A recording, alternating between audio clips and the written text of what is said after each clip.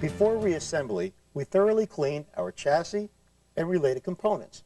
We then refinished them using Eastwood's rust stabilizer and chassis black paint.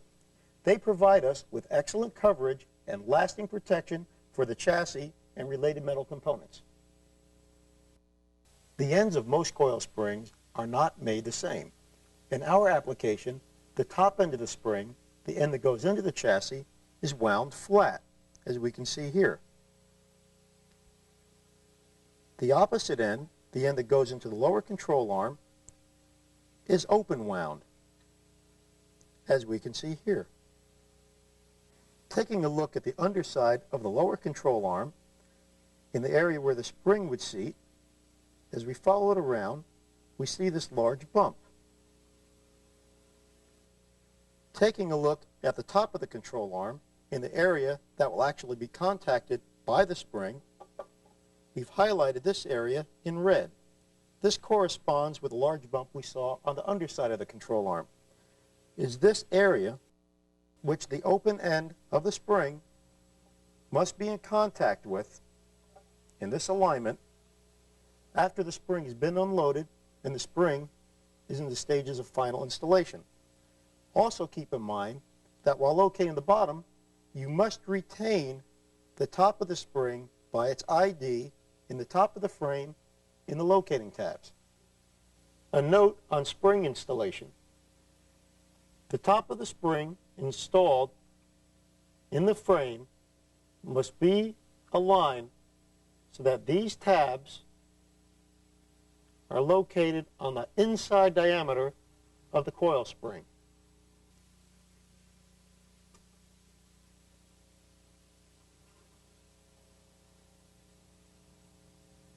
Prior to reinstalling the lower control arm in the chassis, make sure that the contact areas of the bushings in these areas are thoroughly clean, free of rust and dirt.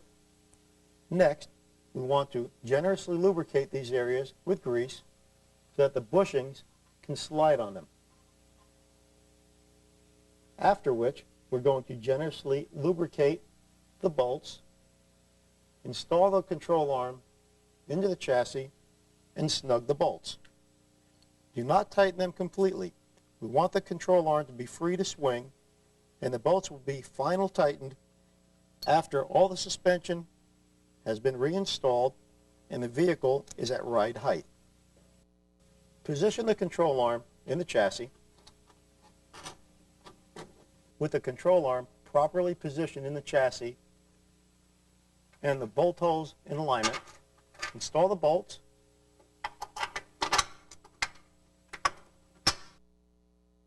the nuts, and just snug the bolts. Final tightening will be accomplished after the entire front end is back together and the vehicle is at ride height. We want the bolts left just loose enough where the control arm can drop by its own weight. Before installing the upper control arm, we want to first install the bump stop. To do this on our application, we've greased the bottom end and the locating pin. We're just going to put it in its hole, twist and push down until it snaps into place. There it goes. Now you can install the upper control arm. To install the upper control arm, we must first reposition the control arm around the associated mount in the frame, after which we're going to install the attaching hardware back through the frame, through the control arm shaft mount, installing our nuts and snugging into place, after which we will lift the control arm up. Using a punch and a hammer, we're going to reseat the attaching studs into the frame mount, after which we'll reinstall our shims in their respective locations as recorded on our memory tape.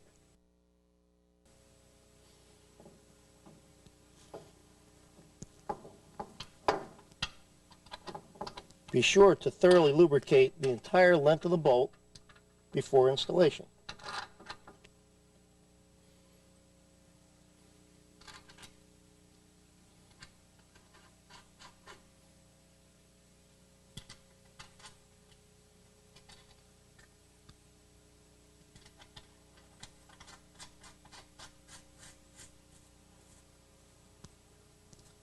With the nuts installed on the studs and the control arm lifted, we have access to the head of the studs.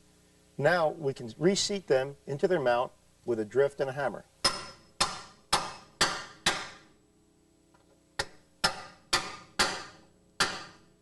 Now we can reinstall the upper control arm shims and tighten the control arm into position. When reinstalling your shims, make sure that the open end is facing down after final assembly.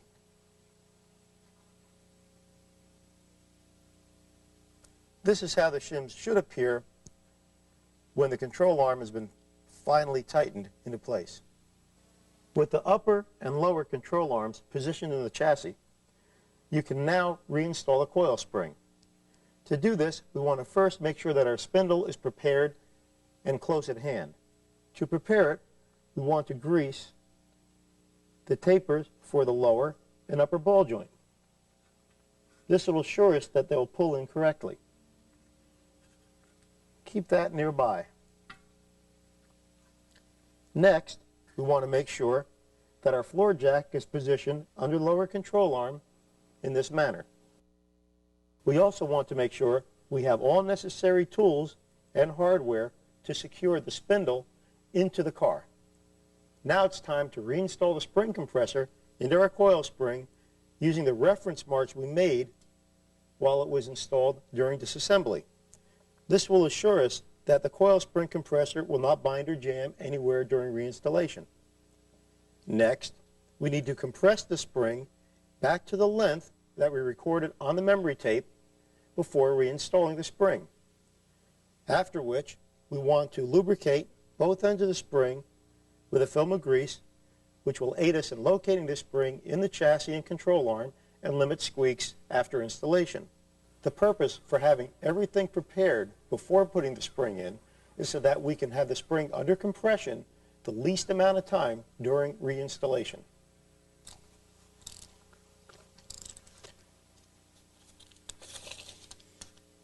Our spring is compressed back to the disassembly length. Now we need to lubricate the spring and install it in the chassis.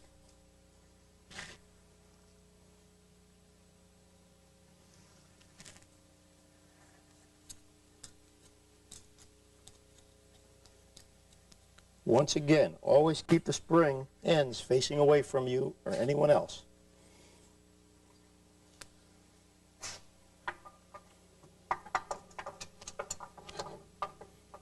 Now, we need to raise the jack up slowly and locate the spring in the upper seat.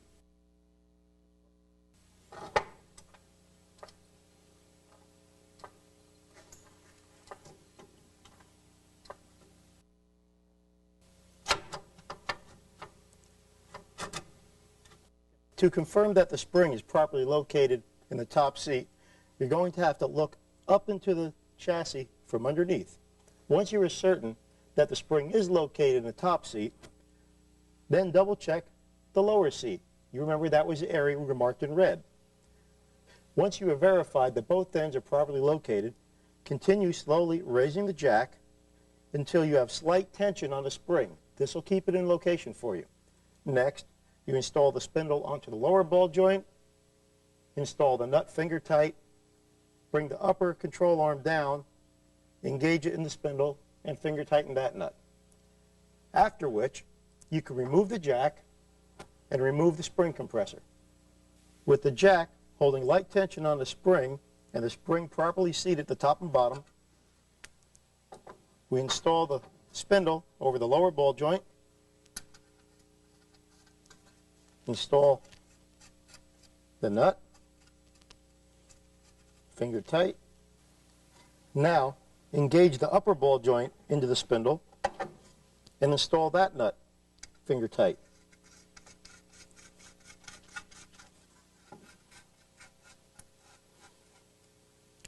Next, snug both upper and lower nuts with a wrench. You don't have to make them tight now, just snug. Now, the jack can be removed and the coil spring compressor can safely be removed from the spring.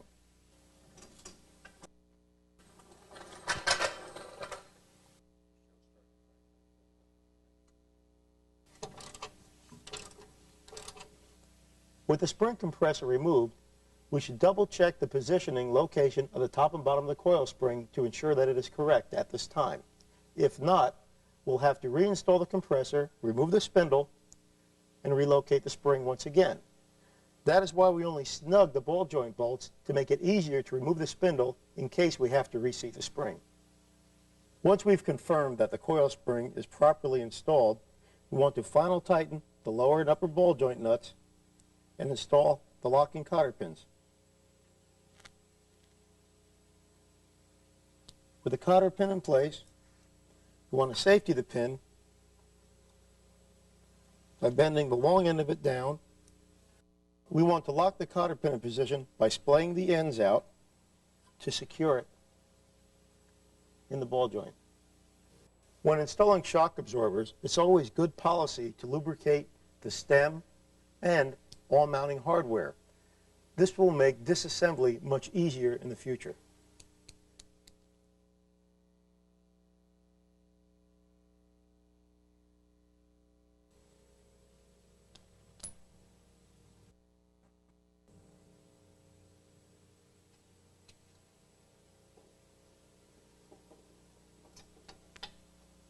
To prepare the tie rod for installation, we want to generously lubricate the threads inside the adjusting sleeve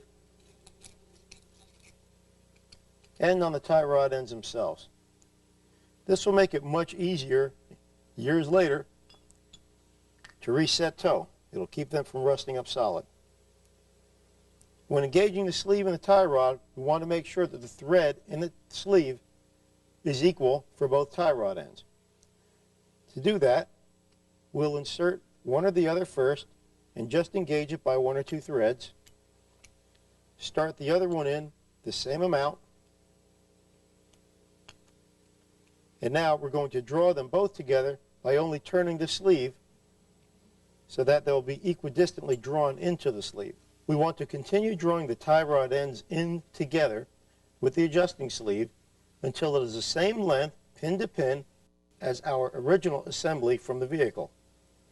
Now we want to lubricate the pins of the tie rods and install our grease fittings and then install the tie rod assembly into the car. With the tie rod assembly installed in the vehicle, final tighten both nuts and install cotter pins. Now is a good time to pre-tighten the locking clamps until they just move snugly about the sleeve. Before reinstalling your anti-roll bar, lubricate the inside area of the mounting bushings. With the bushings and brackets attached to the sway bar, remount the bar into the chassis, but do not tighten until the end links have been installed in position. With the sway bar loosely mounted to the chassis, we want to install our link bolts. First, install a washer and a bushing on the link bolt. Then the link bolt is installed going up through the bottom of the lower control arm, followed by another bushing, a washer, the distance piece, a washer, a bushing, through the sway bar, and with a final bushing, washer, and nut combination.